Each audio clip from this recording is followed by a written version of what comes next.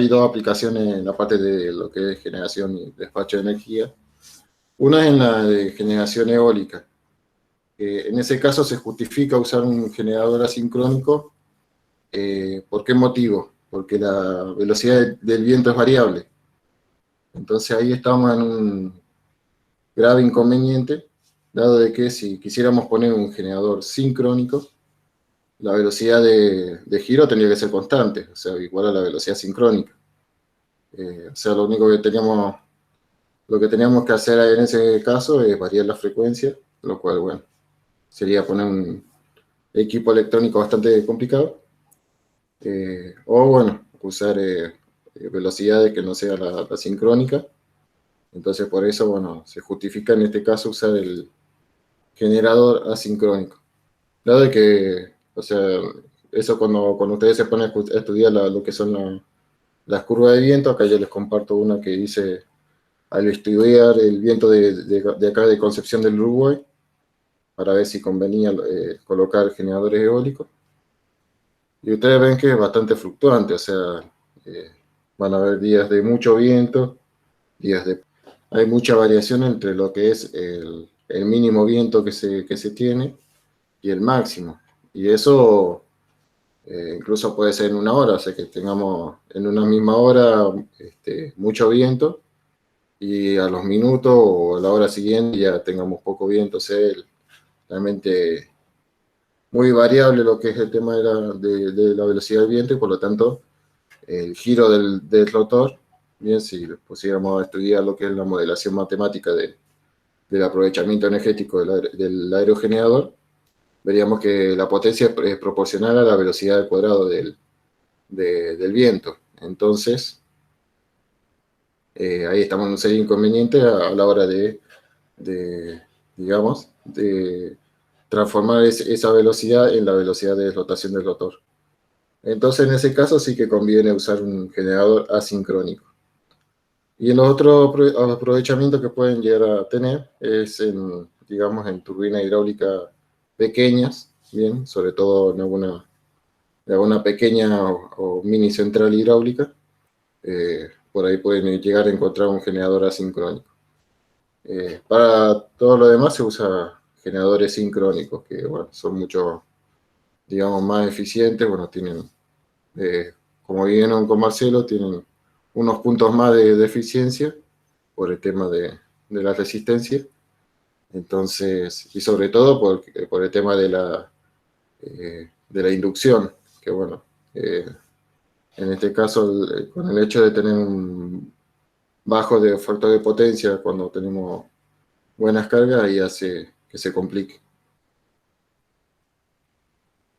Bueno, todo este desarrollo ya lo vimos, no, simplemente lo muestro para repasar.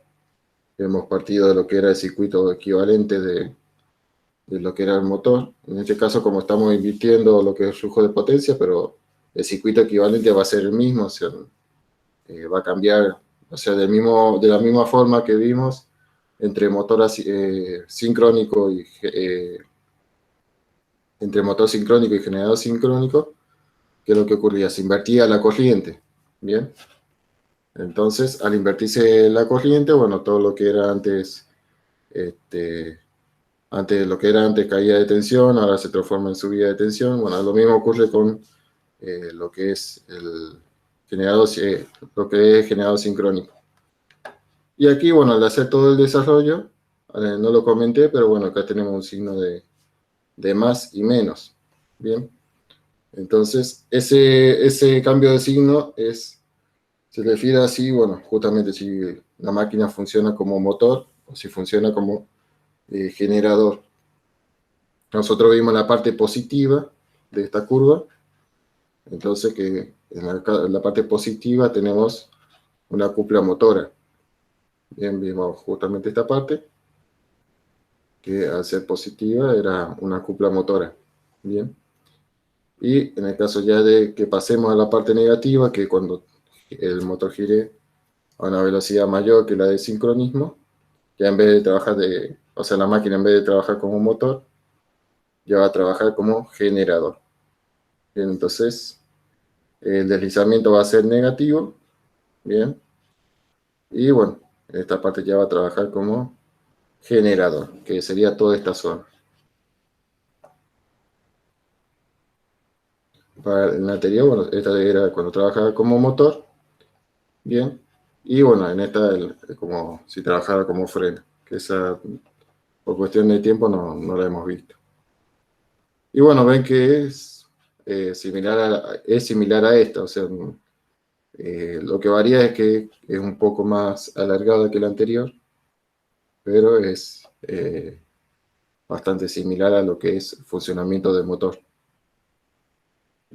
También, bueno, vimos algo referido a eso, lo que era el lugar geométrico de la corriente y de la admitancia cuando hicimos ese análisis del circuito equivalente, al considerar también la corriente que circulaba por el núcleo, lo considerar las pérdidas en el núcleo, y graficamos justamente ese lugar geométrico por medio de la circunferencia, ¿bien? O sea, llegamos a que deducimos que ese lugar geométrico, o sea, los puntos que describía, era una circunferencia. Y que bueno, la zona donde estaba el motor sería esta, la zona donde trabajaba como freno era esta, y la zona donde trabajaba como generador sería esta de acá. Entonces, aquí cuando trabajaría como a la velocidad de sincronismo, bien, entonces acá teníamos corriente cero, y cuando si trabajara, bueno, a potencia infinita, bien, o sea que sería cuando ya prácticamente se embalaría el generador o el motor, entonces sería este punto.